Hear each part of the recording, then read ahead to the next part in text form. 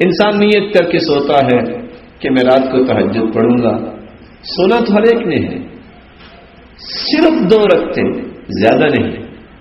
اگر انسان پڑھ لیتا ہے تو اللہ اس کا نام غافلوں میں نہیں لکھتے.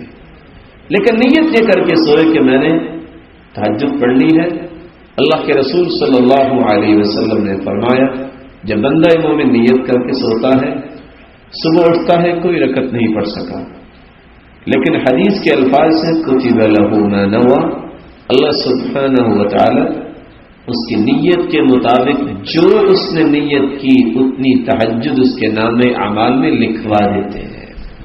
وَكَانَ نَوْمُهُ صَدَقَةً عَلَيْهِ مِنْ رَبِّهِ عَزَّ وَجَلَّ. اور انسان سویا ہوا ہے، صدقہ نہیں کر سکا. جاگنے والے صدقہ بھی کر سکتے ہیں، لیکن اللہ فرماتے ہیں کہ چونکہ میرے بندے نے نیت بڑی اچھی کی تھی، اس لیے اس نیت کا نتیجہ یہ ہے کہ سونا بھی اس کے لیے جو 4 گھنٹے یا 8 گھنٹے آرام کیا ہے، یہ بھی اس کے لیے اس کے نام اعمال میں صدقہ بنا کے لکھ دیا جائے.